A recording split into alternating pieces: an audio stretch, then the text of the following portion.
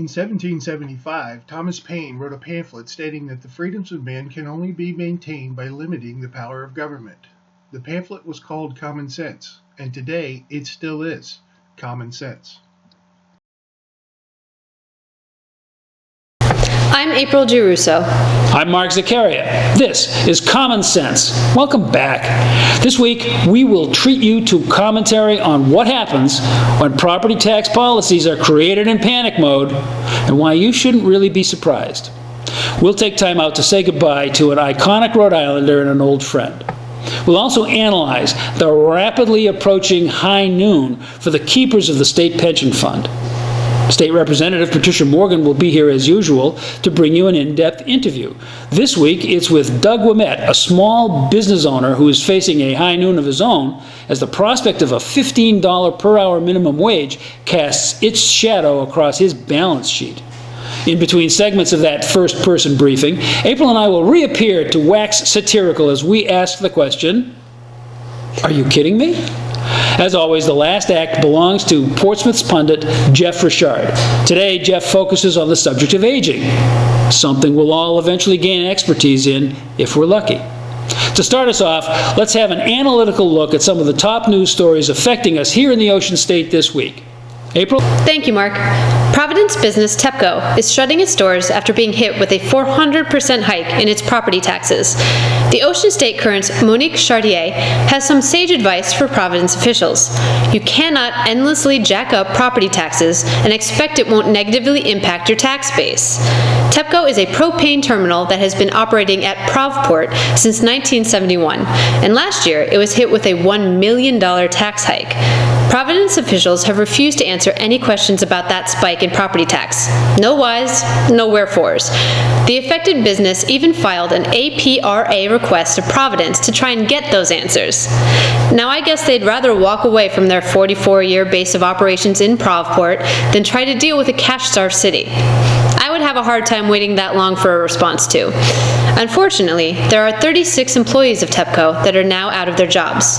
The city did respond to some of the questions that local businesses, taxpayers, and even news outlets, including Go Local Prov, have asked, and Mayor Elorza recommended that if a business feels the current valuation of their taxable property or assets is incorrect, they should avail themselves of the city's appeal process.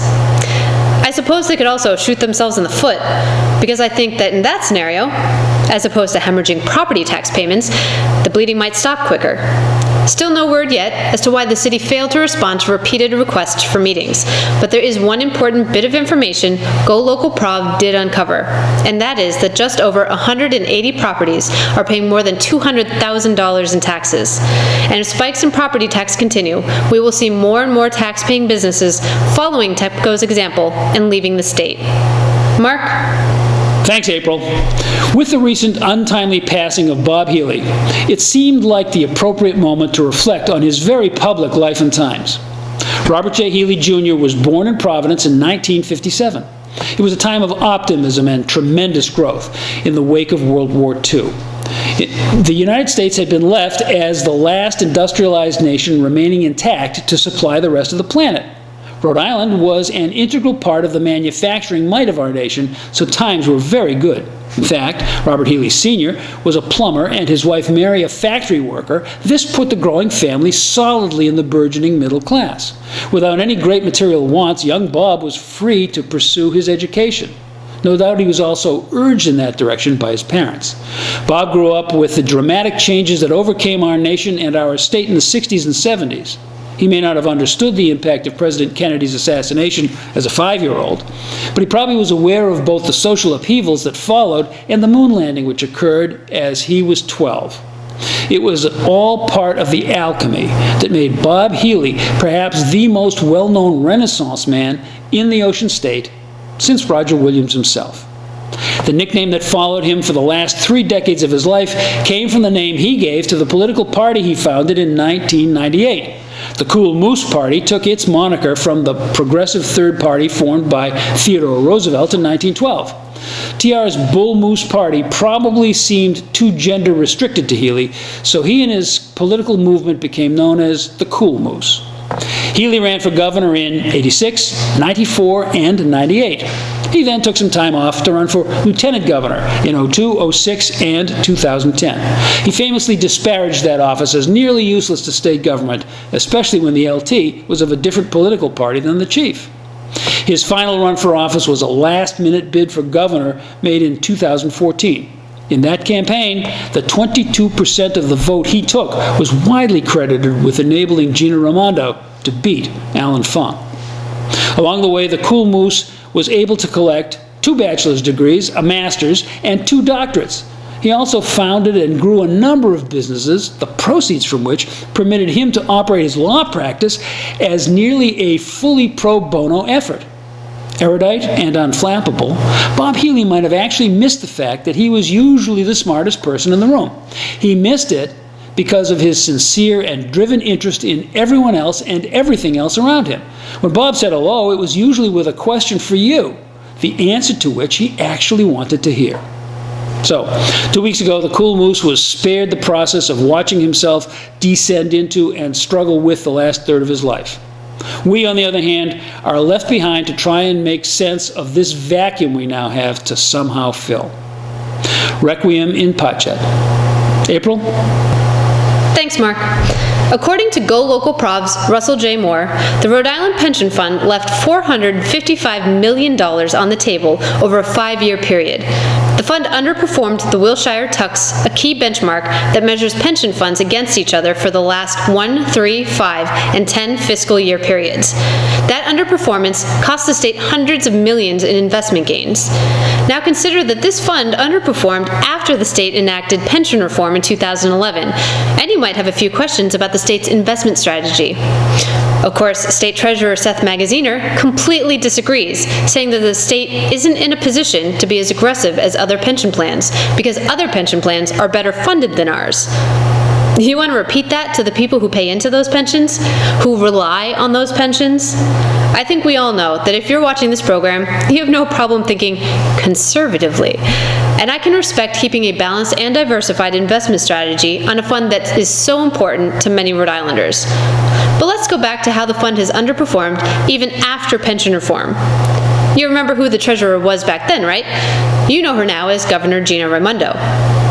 And this leads into another news story that came out recently, where Governor Raimondo was placed 38th on Fortune's list of 50 greatest leaders today.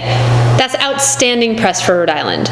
But for a treasurer who built a gubernatorial campaign on her pension reform that is underperforming, doesn't fill me with the warm fuzzies, and seems to undercut the RI pride we have in that announcement. And the reason Fortune gives for her placement is the overhaul of the state pension system.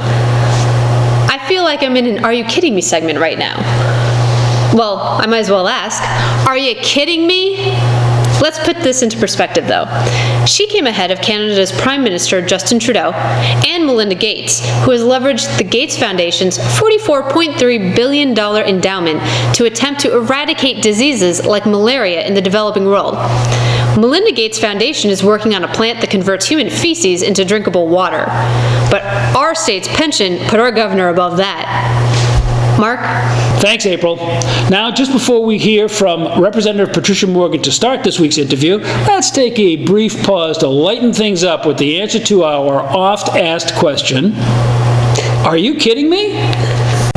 Legislation is finally moving to ban the use of public cash assistance on alcohol, lottery tickets, and casino gambling. Are you kidding me? No, really. Are you bleeping kidding me? This has been going on and the state's totally cool with it? Is that really what welfare is meant to cover? Are lottery tickets and alcohol necessary for living comfortably? Well, I guess that depends on who you talk to, but still, come on. At least now something's being done, and it looks like it's not just a single party proposing the bill. Representative Arthur Corvese, a North Providence Democrat, is proposing the prohibition of electronic benefit cards at liquor stores, casinos, and adult entertainment facilities. Our very own Patricia Morgan has been proposing a similar bill for years, but regardless of the politics, what matters is that the people in need of welfare get it, and that they get it for what they need. Now, I understand that even though people are on government assistance, I don't really have much ground to tell them how to spend their money. Spending money that began as mine, though, might be another story. For instance, if I'm struggling to make rent, I'm sure my dad would do whatever he could to chip in and make sure that I had one of the necessities of life, namely, a roof over my head. But if I then show up at his house with a brand new Coach bag, it's going to be an awkward family dinner. And if I have trouble next month with rent, I wonder how willing my dad is going to be to throw some cash my way. Maybe he won't be able to afford to help me out, and definitely isn't going to scrape the bottom of his bank account so I can splurge. Okay, so my example is an oversimplification, but I can't justify buying a Coach bag when I get assistance, so I should hope there are safeguards in place to protect our state assistants. And why is that? Because the ultimate goal is to get the necessities of life to people who need it, and even though that could include some indulgences, because come on, we're all human beings who don't need to feel like our dads are breathing down our necks, there have to be limitations. Are you kidding me? Put down that remote. Coming up, we have State Representative Patricia Morgan to bring you an in-depth interview with a small business owner who is facing a high noon of his own as the prospect of a $15 per hour minimum wage casts its shadow across his balance sheet. In between segments of that first-person briefing, April and I will reappear to wax satirical as we ask the question, are you kidding me? As always, the last act belongs to Portsmouth's pundit Jeff Richard. Today, Jeff focuses on the subject of aging, something we'll all eventually gain expertise in if we're lucky. So stay tuned to Rhode Island's premier center-right TV talk show, Common Sense. Welcome to Common Sense Rhode Island. This is a program where we try to make sense out of the policies that affect your life and come up with common sense solutions. I'm Representative Patricia Morgan, and today we have with us Doug Ouimette, a small business owner. He actually owns some Subways. And we're going to be talking about the minimum wage and how it affects small business owners, but also how it affects our economy. Welcome. Hi. I'm glad you came. Thank you. You are a Subway owner. Correct. So you employ how many people? What kinds of employees? It'll be 10 or less per store. Okay. And mostly younger kids, high school, I'd say would be half. And then it could be any age from that point on, but commonly 20s, 30 years old for your shift leader positions or store manager positions. So teenagers, college students, Correct. Mostly. Correct. And then a couple of older folks to make sure that they're doing what they're supposed to be doing. That's Correct. what you're telling me, okay. We have actually raised the minimum wage in Rhode Island every year for the past 5 years. Yep. And there's a proposal in the legislature right now to raise it again to 10.10. I know that when they do polls on the minimum wage, most of the people are in favor of it. Right. It makes sense to them that people get more money, right? Everybody wants more money. But I think we forget to educate people in what that means then as far as jobs go and as far as productivity and progress in our job market. Right. So let's just explore first of all your business, and then we'll talk generally about the minimum wage and what other solutions might be to just constantly raising the minimum wage. All right, so let's just talk about, you have a small restaurant. Yep. Everybody knows it, Subways. Yep. Love the BMTs. Yep. So, and the meatball sandwiches. But, okay, so tell us how it has affected you. Okay, well, you've got X amount of dollars that come into a store. And over the length, I say the last 5 years, which is when the minimum wage has gone up, sales have remained flat or gone down a little bit. So. And that's due to increased competition, the economy? I'd say both. Increased competition. Have your prices gone up? Yes, they have. Not as much as, we're still a very, very good buy, a good purchase, a good value. But for instance, just due to minimum wage, the $5 foot long is now $6. And people come in when we have it at $6, people come in and think it's a great deal. So if you're getting a little bit more money, but the cost of everything going up, I don't know who's actually making more money. I think where the deception comes in is, and why people obviously think more money is good, is cause without effect. People picture, I'm going to make all this much more money, and I'll be able to still go to a particular department store and get that $5 blouse. I'll be able to go to a fast food restaurant and get that $5 sub, which that's the effect.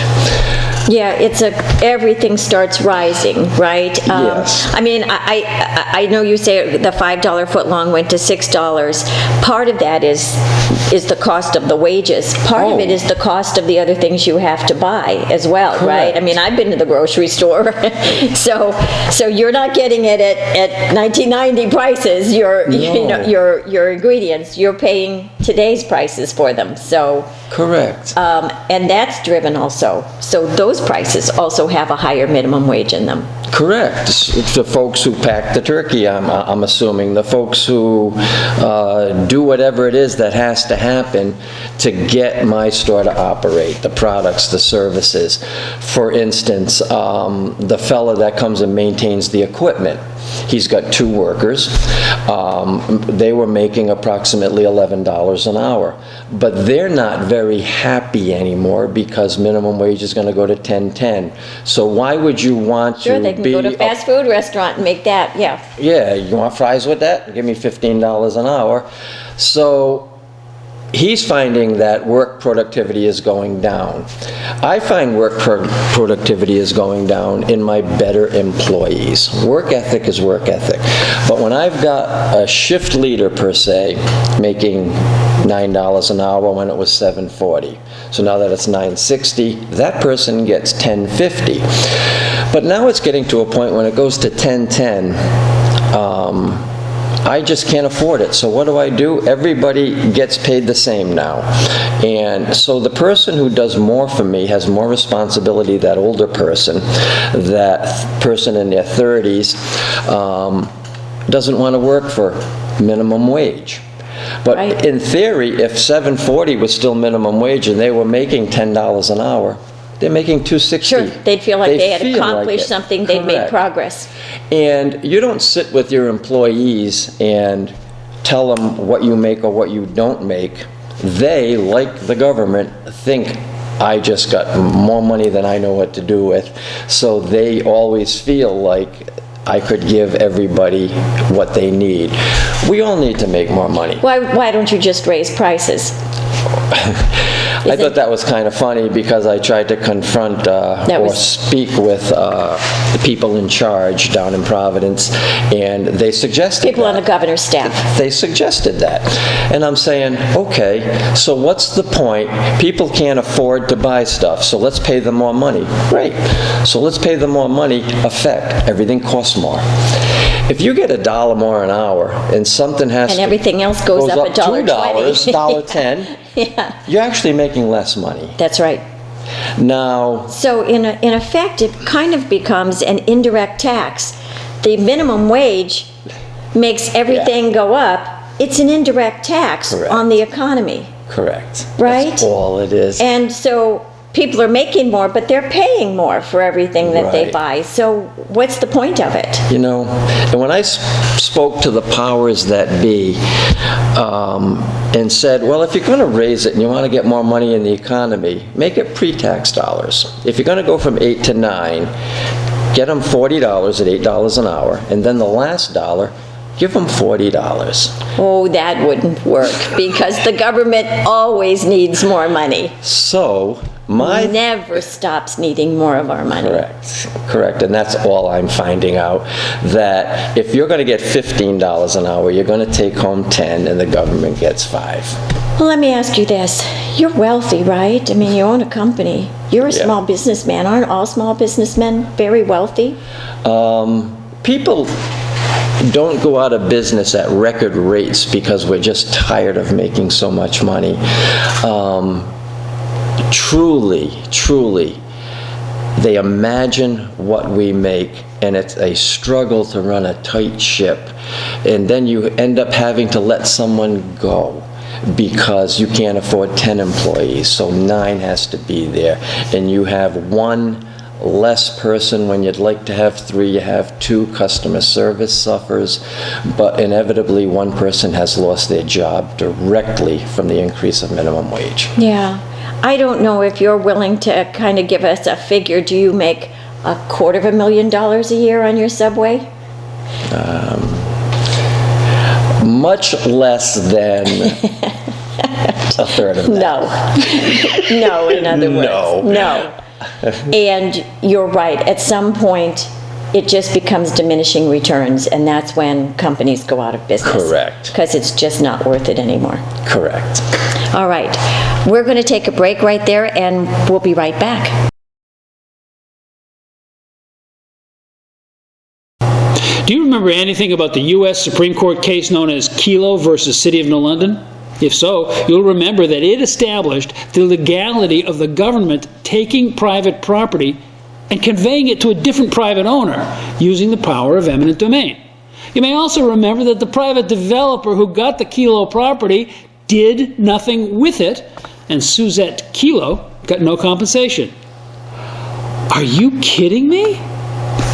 The concept of eminent domain is a feature of the Fifth Amendment to the U.S. Constitution, and its intent has always been understood to mean that government can force an individual to sell it property at a fair value if that property is needed for the public good. Usually, the inference is land for use to build a highway, an airport, or the like. The Kelo decision set that concept on its head when it expanded our understanding of eminent domain to include taking land for use by a private, profit-making entity because the government felt that a shopping mall or office building would be beneficial to the public good. Well, kudos to Rhode Island Senators Cody, Archambault, Pagliarini, and Kettle. They sponsored Senate Bill 2409, which explicitly returns the idea to its pre-Kelo standards of municipal developments of purely public infrastructure. Good job, gentlemen. But we should also offer the raspberries to the Senate Judiciary Committee for recommending that the measure be held for further study. Boo! I think I see the shadow of Roadmap RI looming over this decision.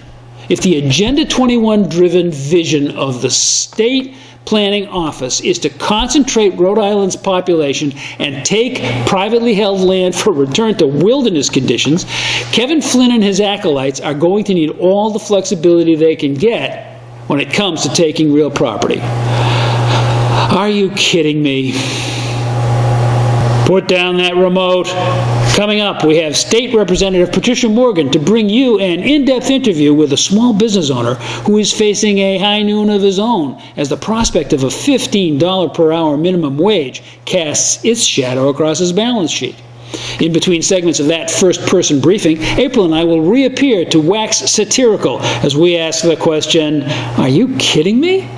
As always, the last act belongs to Portsmouth's pundit Jeff Richard. Today, Jeff focuses on the subject of aging, something we'll all eventually gain expertise in if we're lucky. So stay tuned to Rhode Island's premier center-right TV talk show, Common Sense. Welcome back.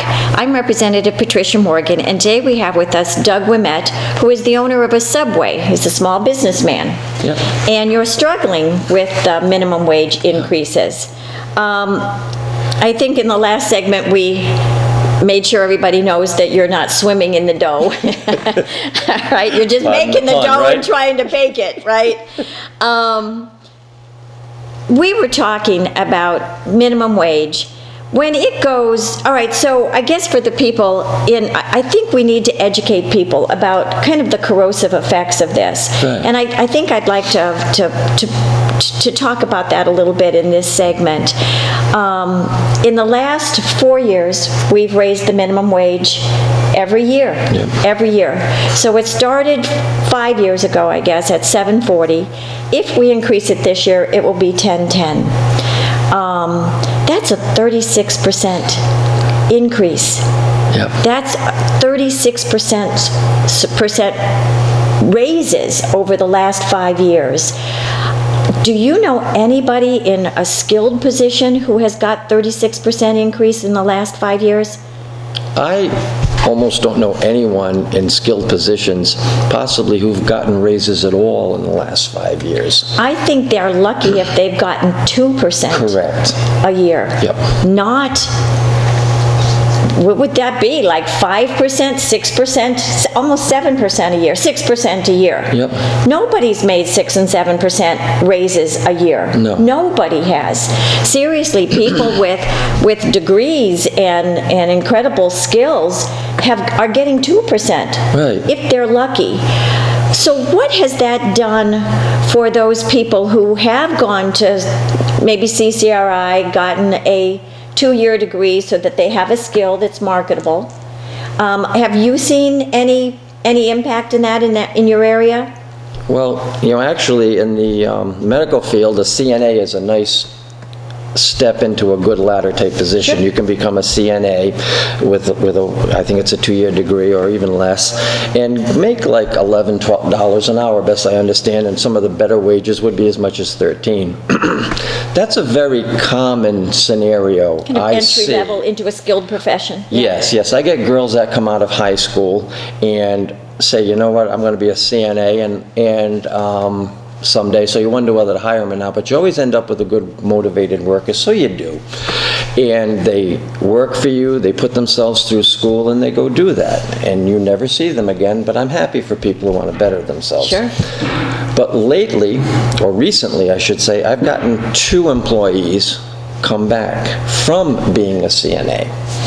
They see it going to be $10 an hour and shooting for 15, and they feel like, and this is exactly what they've explained to me, why do I want to take care of elderly folks in a nursing home, Wiping the chins. keeping them clean, whatever it is, for $11, $12 an hour when I can make $10 saying you want lettuce on your sandwich? Do you, or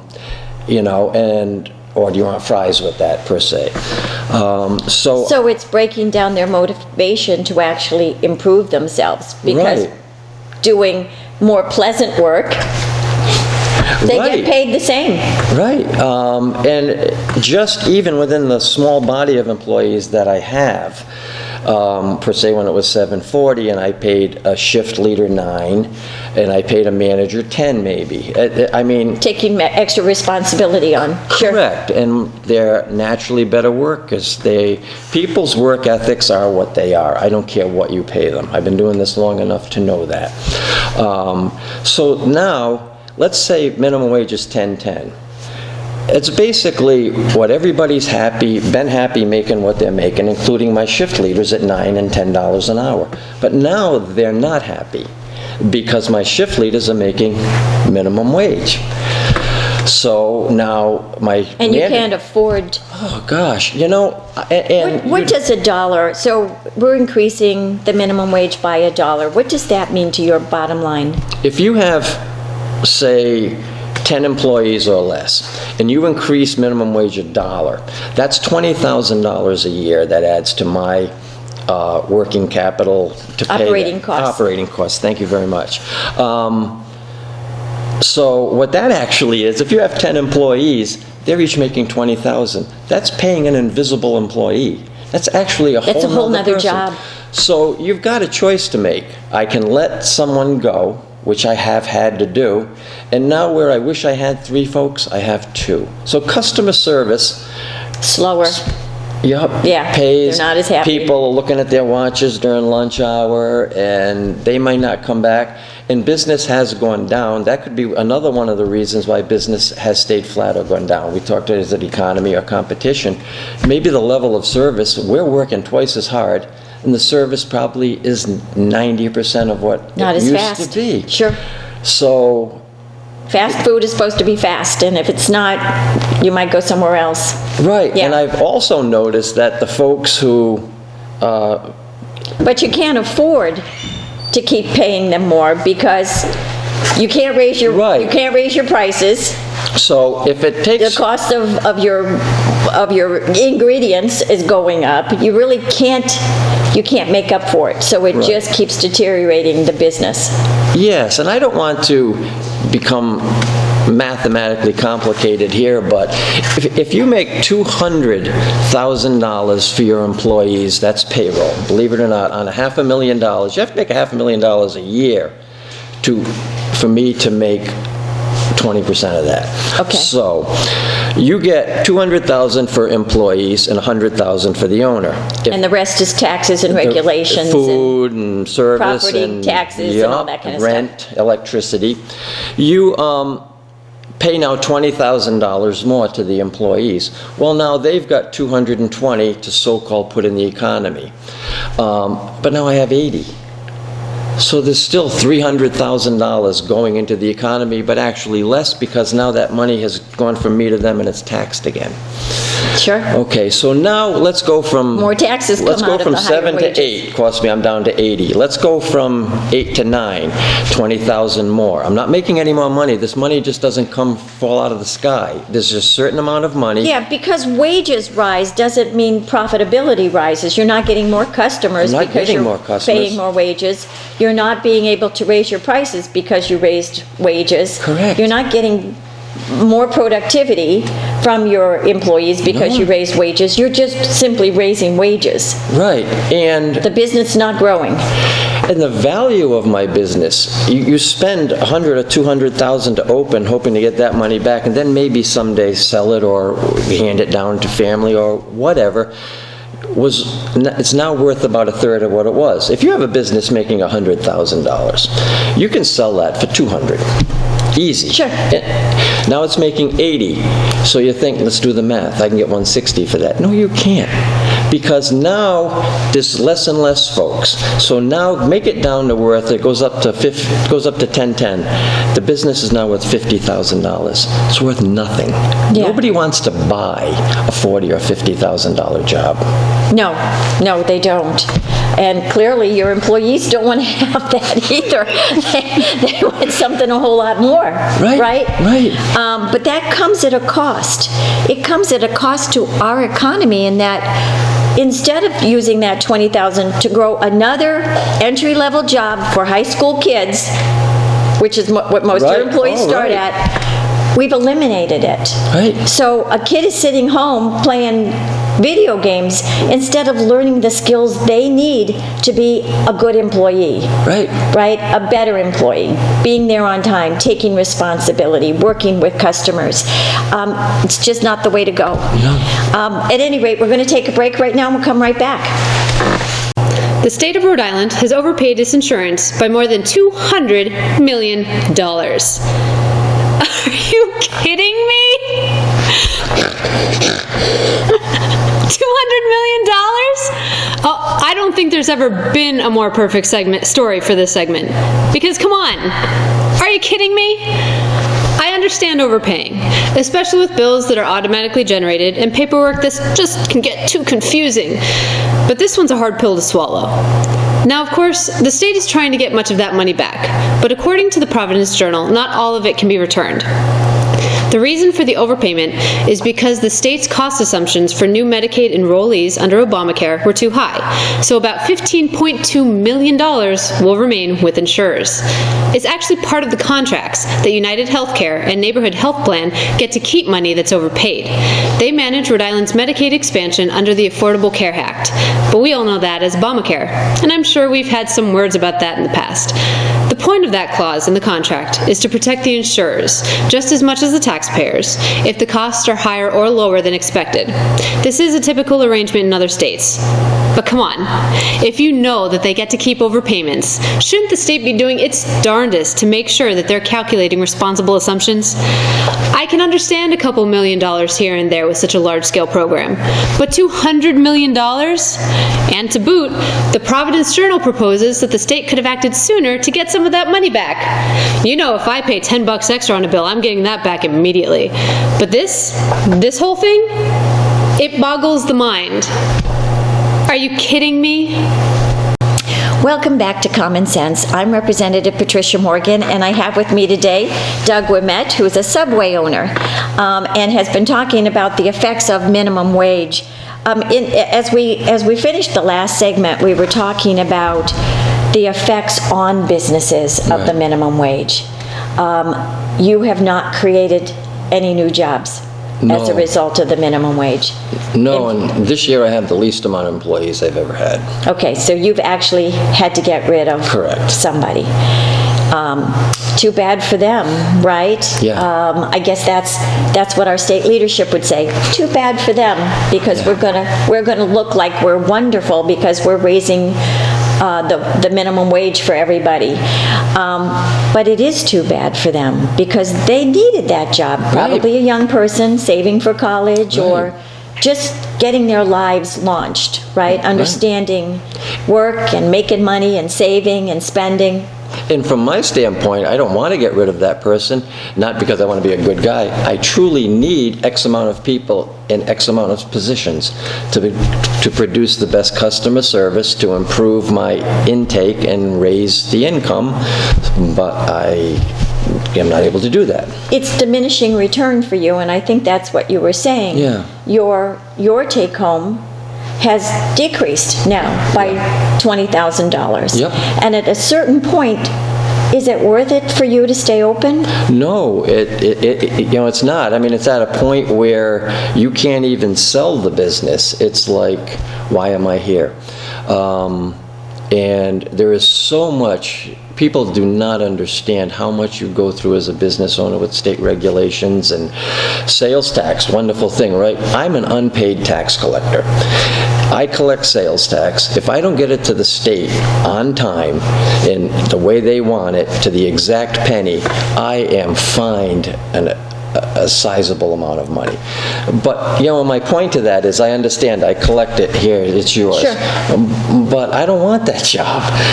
I'm an unpaid tax collector. So just from that, along with litter control is a tax where people throw stuff out their windows, and we all pay to pick it up. And file a form about it, too, I understand. Yeah. We have a wonderful regulation there.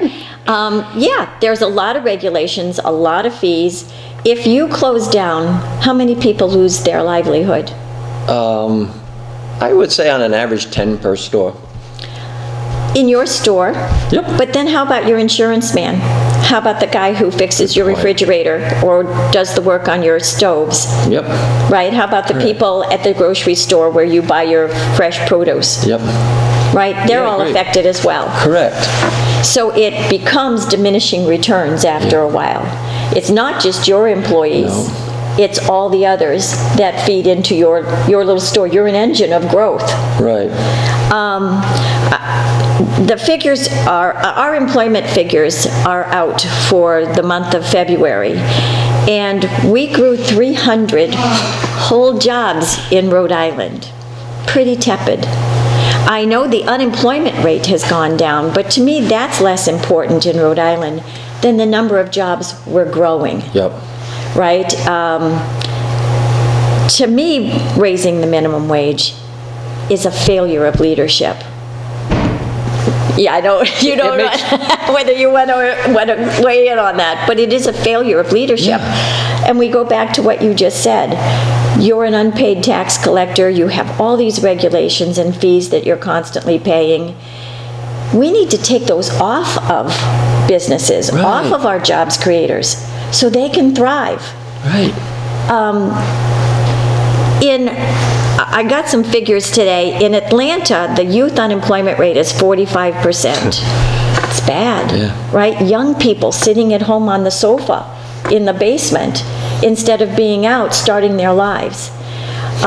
In San Diego, it's only 26%. Still high, but much, much less, half. What do you think the difference is?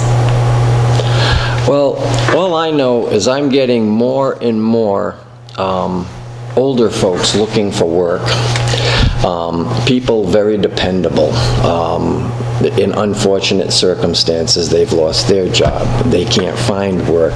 They're in their mid-20s, got out of college, got student loans. Literally, I can start yesterday people with degrees, master's degrees. So, can work 7 days a week, 24 hours a day. Who am I going to hire? Yeah.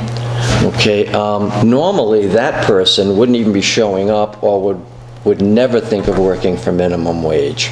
So, You know, my son was a waiter. He went to URI and became a waiter for a few years until he found a good job in Massachusetts. But I keep thinking we must have the most skilled restaurant force, most educated restaurant force in the United States here in Rhode Island. And the point I'm making is, we're not fixing the basic parts of our economy, right? We're not lowering property taxes, which affects residential people as well as commercial people, right? We're not getting rid of the inventory tax.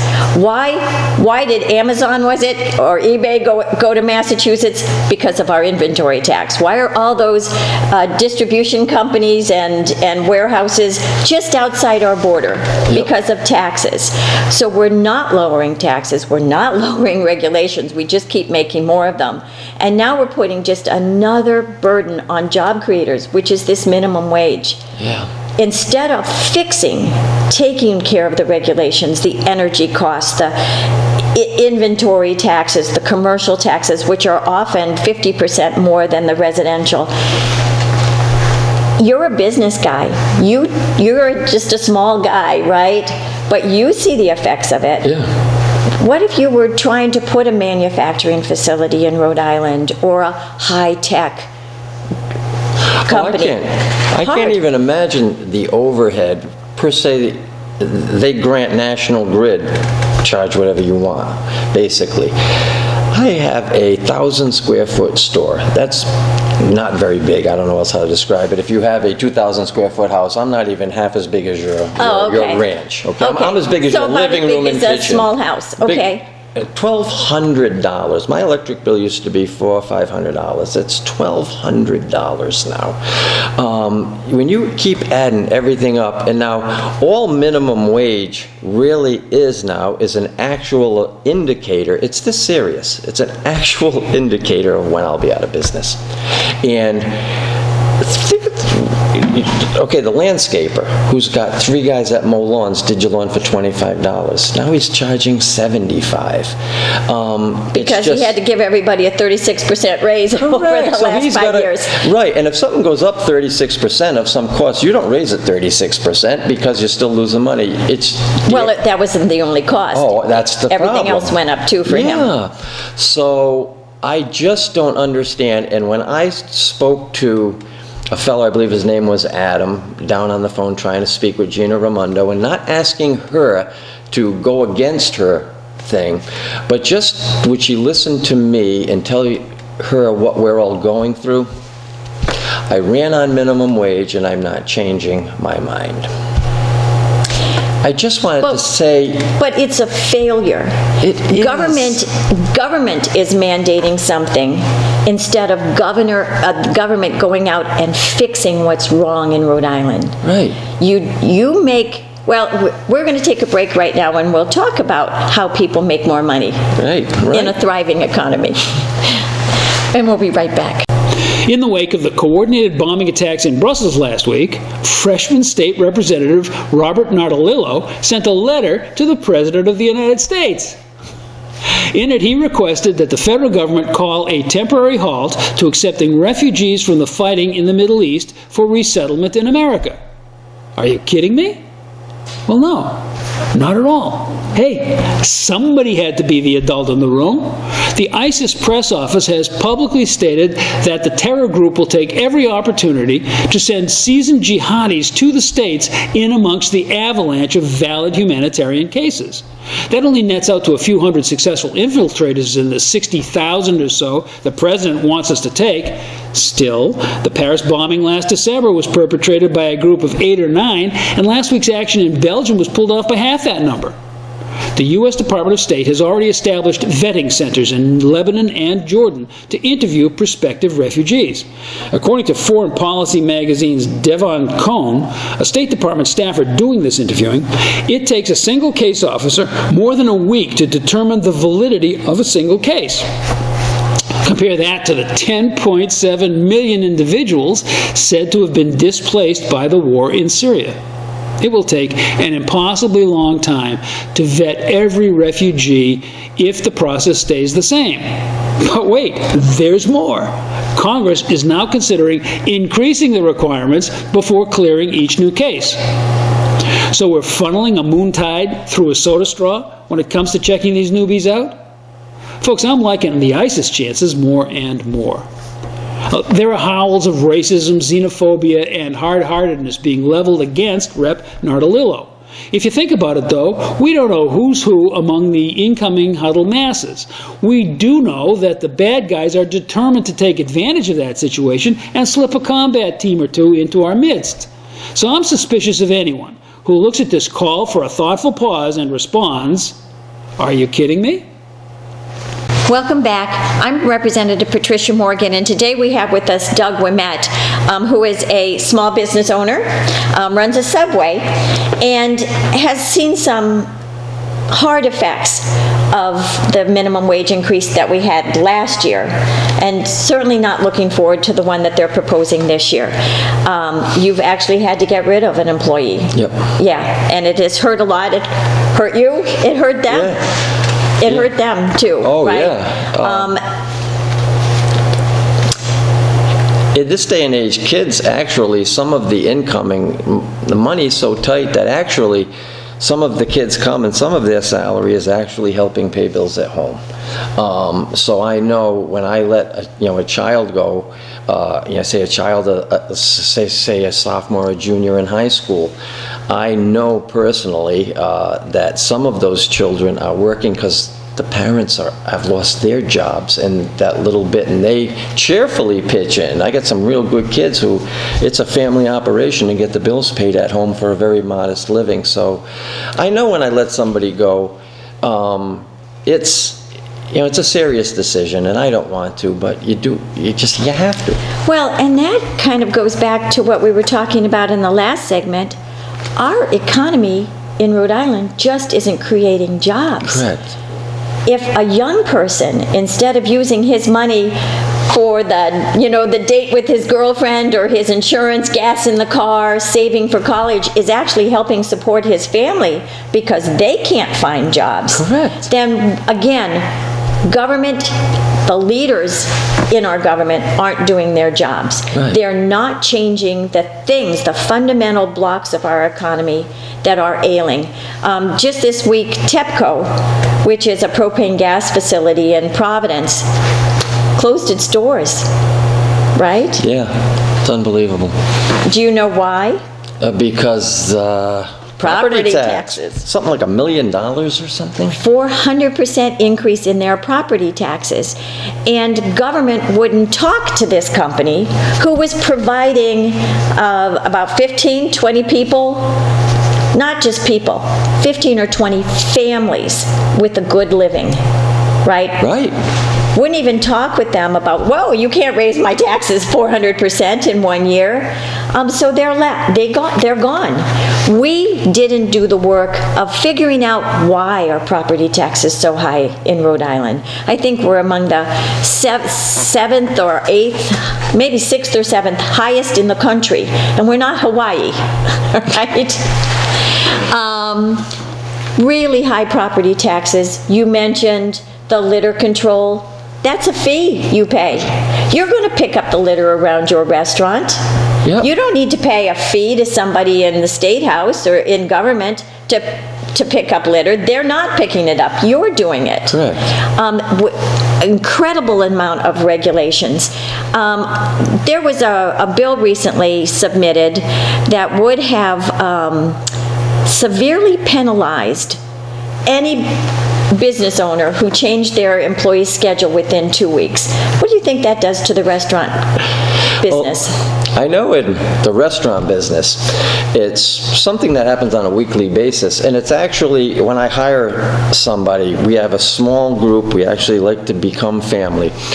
My number one rule at my store is the old kindergarten expression, plays well with others. As long as everybody looks on the schedule and says, oh, good, I'm working with him, I'm working with her. As soon as I start getting, I'm not working, I don't want to work with him or her,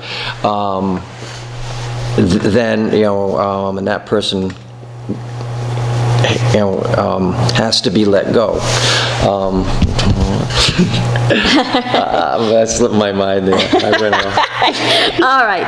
Well, listen, I mean, I guess people in a thriving economy, which is what we want Rhode Island to be, what you want Rhode Island to be. You'll have more customers, they'll have more money, right? But in a thriving economy, people start at an entry-level position such as yours. They learn how to deal with customers, how to show up early, neat, clean, ready to go, right? And once they've gotten those skills, then they look around and say, is there a better job? I'm sure you expect people to leave you for a better job. It is sad if they stay with you forever, quite frankly, because you want them. You're entry level. You want them to find that better job.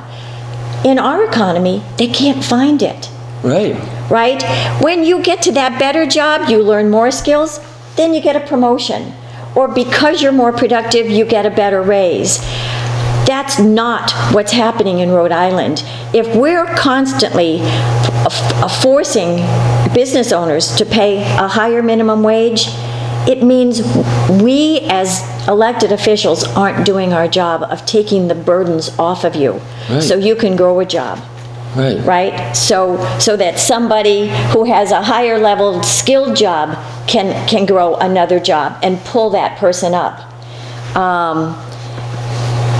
What's kind of funny, along with all of the folks who are pushing for this, all of the representatives, et cetera, wherever in each town, it's kind of funny. I'm good friends with a couple of representatives from Richmond, Rhode Island, and something they didn't even think of: the little town and city programs hire the young kids. That's probably the number one especially job for summer a kid. jobs. For summer jobs. Didn't realize, oh shoot, we pay minimum wage. And their programs weren't budgeted for this. So actually, we're losing some programs. Sure, for 10 kids, it's $20,000. It's not in their budget. Whether it's soccer, youth soccer, Little League. Little League's paying drastically. It's quite a huge thing in Rhode Island, Little League. And yet, fall ball, I could go on and on and on. But it is kind of funny, and I want to look at them and say, you didn't even think of that.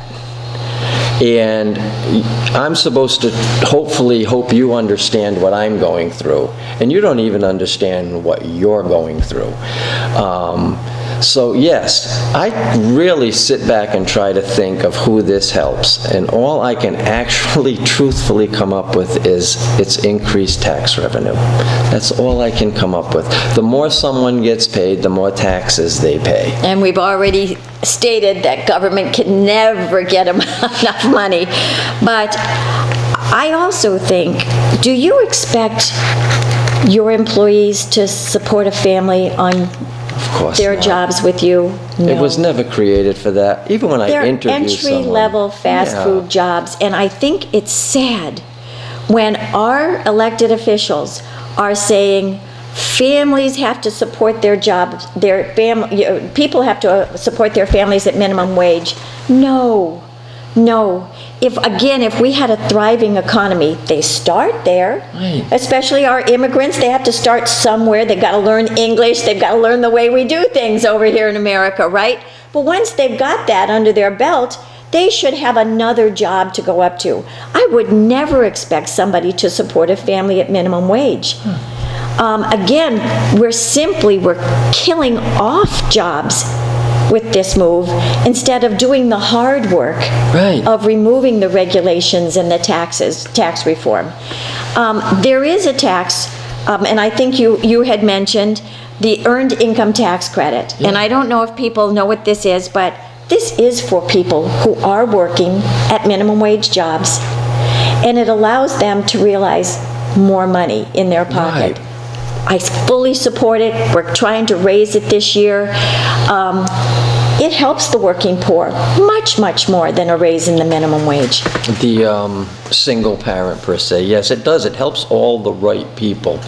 And I know I brought up this statement, if you want to get more than $1 an hour, believe it or not, work 5 more hours a week. And the response I got was, work even more? If you worked 5 hours more a week, you would get $25 more. That's more than 50 cents an hour. That's, I mean... All right, listen, I'm going to have to stop you. Our point is that government needs to do its job and really repair the foundational blocks of our economy. Until we do that, minimum wage is just going to kill off jobs. Yep. Thank you for listening. We'll see you next week.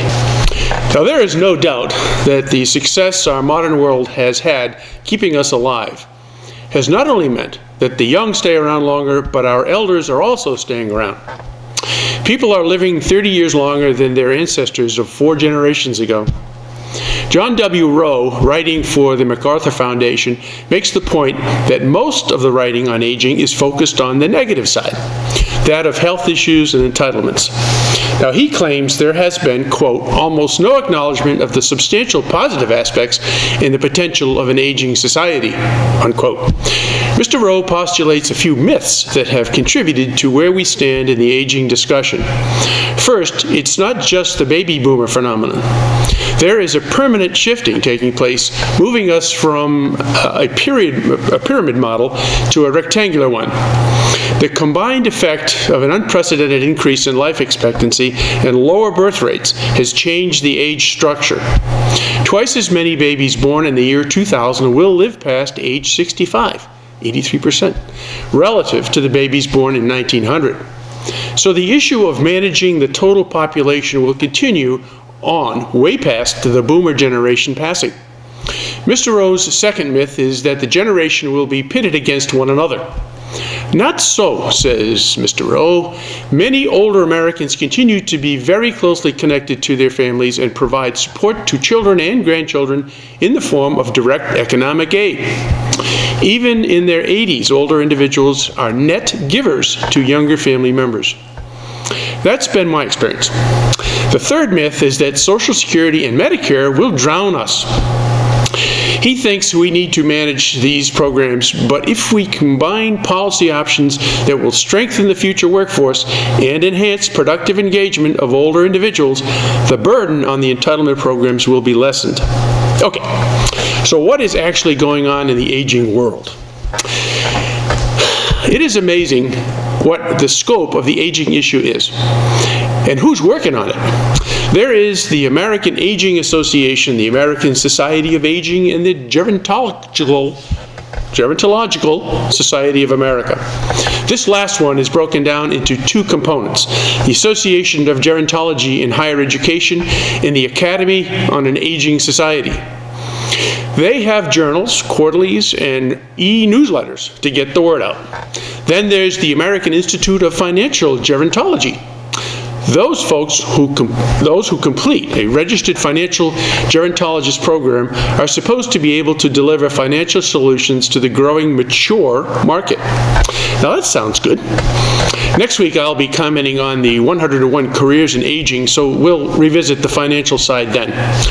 I wondered if anyone was taking Mr. Rowe's advice and doing something different with our seniors.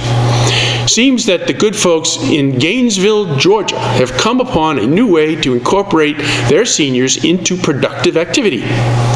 The Wisdom Project is a program for community members 55 and older to build greater understanding of their county, read, state, or city, to enlist participants' skills to better understand the community, and to tap into the wisdom of the residents. Now, the good folks of the Greater Gainesville Hall Chamber of Commerce and the Bruneau University Center for Lifetime Learning combined resources and created a successful program to tap into senior wisdom. Now, they have a seminar to get their selected applicants acquainted with the goals of the program. Then each new wisdom keeper gets to select a project. They are expected to contribute 20 hours of time on the project. Now, picking a project that fits a wisdom keeper's interests and skills is facilitated by sitting through day-long presentations where representatives from different sectors of the community, healthcare, education, arts and entertainment, social services, business and industry, and government, all telling the retirees about the current problems they face and the challenges they expect in the future.